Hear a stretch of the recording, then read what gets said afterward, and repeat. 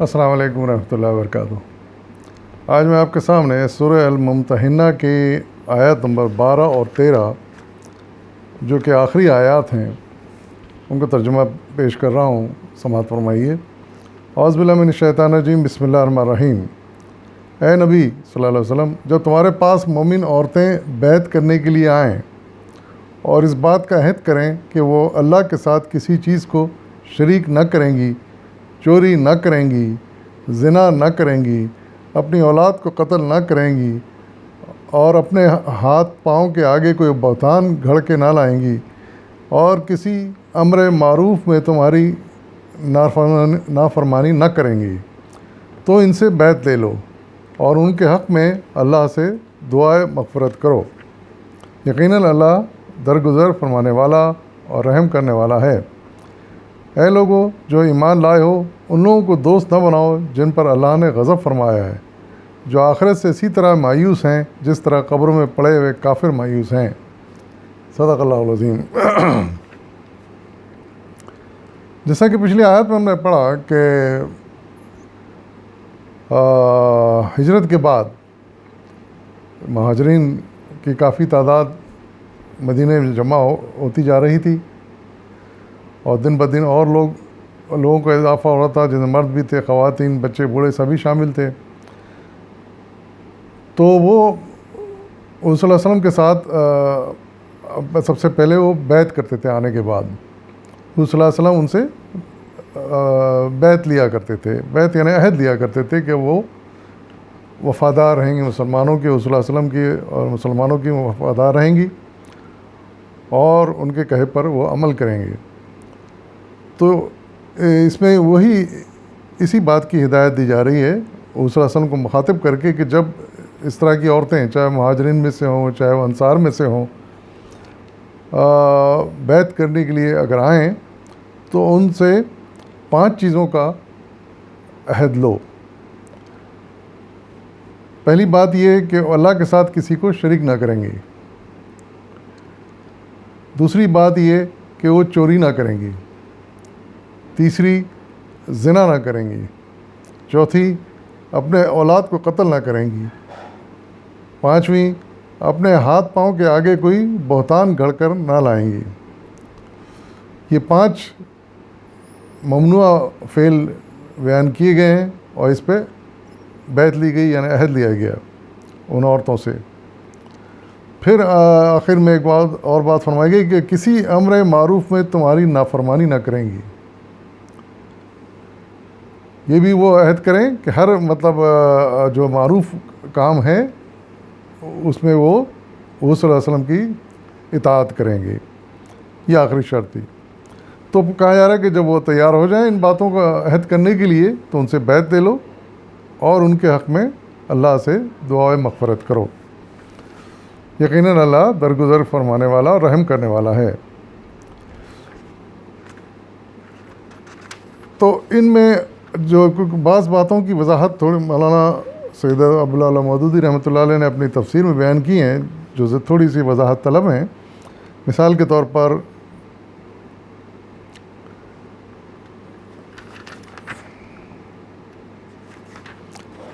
یہ جو فرمایا گیا کہ زنا اپنی اولاد کو قتل نہ کریں گی، اس سے کیا مراد ہے؟ تو مولانا اس سے فرما رہے ہیں کہ اس سے مراد اسقاط حمل ہے، یعنی ابارشن۔ بچہ اگر پیٹ میں ہو تو اس کو گرائیں گی نہیں وہ۔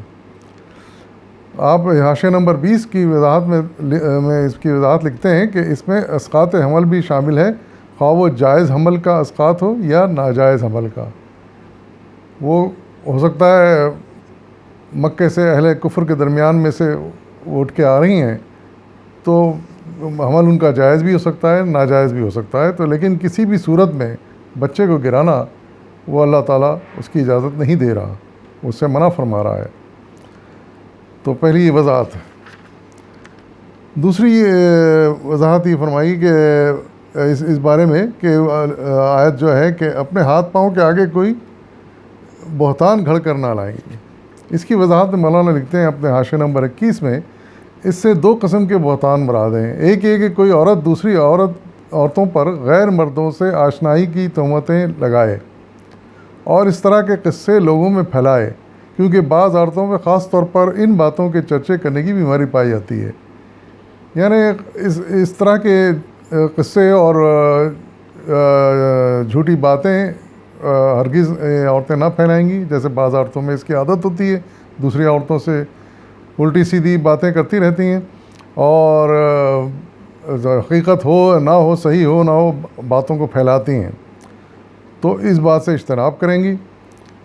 اور پھر آگے آپ تشریح میں لکھ رہے ہیں کہ دوسرا یہ کہ ایک عورت بچہ تو کسی کا جنے اور شوہر کو یقین دلائے کہ یہ تیرا ہی ہے، یہ بھی ایک طرح کا شوہر پر بہتان ہے، تو یہ بھی ہرگز ہی وہ نہیں کریں گی، اس سے باز رہیں گی۔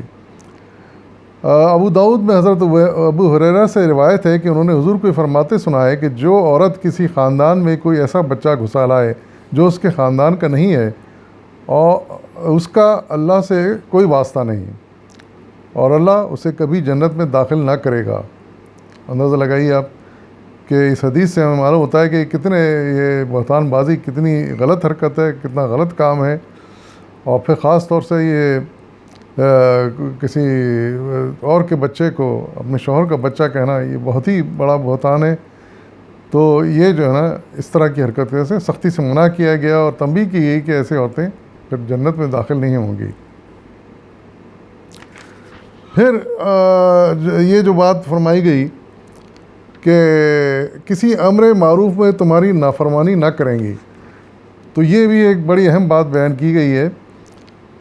تو مولانا حاشیہ نمبر 22 میں اس کی تشریح میں لکھتے ہیں کہ پہلا نقطہ یہ ہے کہ نبی صلی اللہ علیہ وسلم کی اطاعت پر بھی اطاعت فی المعروف کی قید لگائی گئی ہے، حالانکہ حضور کے بارے میں اس امر کی کسی ادنا شبہ کی گنجائش بھی نہ تھی کہ آپ کبھی منکر کا حکم دے سکتے تھے۔ یعنی امر کے حکم کی تعمیل ضروری ہے، منکر کا حکم تو حضور صلی اللہ علیہ وسلم کہاں کسی کو دے سکتے تھے، نہ دیا انہوں نے کبھی۔ تو پہلی بات یہ۔ دوسری بات یہ کہ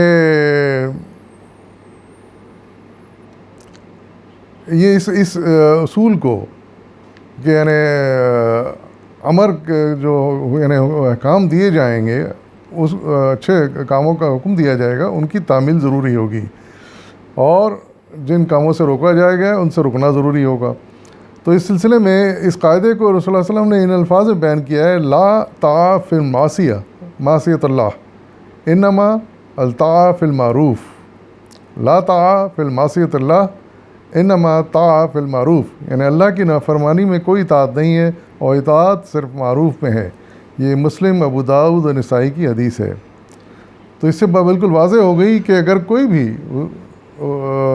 اگر برائی کا کوئی کام کہے تو اس میں لازم نہیں ہے کہ اس پہ عمل کیا جائے، بلکہ اس سے انکار کرنا چاہیے، اس کو اطاعت نہیں کرنی چاہیے۔ ہاں، کوئی اگر نیکی کا حکم دے رہا ہے تو وہ اس کو ضرور کرنا چاہیے جتنا ممکن ہو سکے۔ پھر مزید وضاحت میں آپ آگے لکھتے ہیں کہ جہاں تک برائیوں کا تعلق ہے، وہ بڑی بڑی 5 برائیاں گنا دی گئی ہیں، جیسا پر میں نے ترجمے میں پڑھ کے سنایا، جن میں زمانے جاہلیت کی عورتیں مبتلا تھیں اور ان سے باز رہنے کا عہد لیا گیا تھا، مگر جہاں تک بھلائیوں کا تعلق ہے، ان کی کوئی فہرست دے کر عہد نہیں لیا گیا کہ تم فلاں فلاں اعمال کرو گی، بلکہ صرف یہ عہد لیا گیا کہ جس نیک کام کا بھی حضور حکم دیں گے اس کی پیروی تمہیں کرنی ہوگی۔ اور آخر میں آیت کا مضمون یہ ہے، آخری آیت، کہ اے لوگوں جو ایمان لائے ان لوگوں کو دوست نہ بناؤ جن پر اللہ نے غضب فرمایا ہے، جو آخرت سے اسی طرح مایوس ہیں جس طرح قبر میں پڑے ہوئے کافر مایوس ہیں۔ پھر ایک مرتبہ اللہ تعالیٰ یاد دہانی دلا رہے ہیں کہ ان لوگوں کو دوست نہ بنایا جائے، کفار اور مشرکین کو، منافقین کو بھی، اگر ان کے بارے میں اندازہ ہو جائے کہ وہ منافق ہیں، ان کو بھی دوست نہ بنایا جائے۔ یہ اللہ کے غضب ہے ان کے اوپر، اور دنیا میں بھی ان پر اللہ کا غضب ہے اور آخرت میں بھی ہوگا۔ اور فرمایا کہ یہ لوگ آخرت سے ویسے ہی غافل ہیں، نہ صرف غافل ہیں بلکہ مایوس بھی ہیں، یہ بالکل اسی طرح جیسے قبروں میں پڑے کافر مایوس ہیں۔ یعنی جب کافر قبروں میں پہنچ جاتے ہیں، انہیں پتہ چل جاتا ہے کہ اب کیا ان کے ساتھ ہونے والا ہے، تو اب ان کی مایوسی پھر بڑھتی چلی جاتی. اسی طرح جو لوگ زندہ ہیں آج کافر ہیں لیکن انکاری ہیں, وہ بھی اپنے آخرت سے مایوس ہیں اور اس کی کوئی تیاری وہ اسی لیے نہیں کر رہے ہیں. یہ ایک تبصرہ اللہ تعالیٰ نے آخر میں ایسے منکرین کے بارے میں ارشاد فرمایا, اور ارشاد فرمایا کہ ان سے دوستی تعلقات حتی الامکان نہ کیے جائیں. وآخر دعوانا والحمد للہ رب العالمین.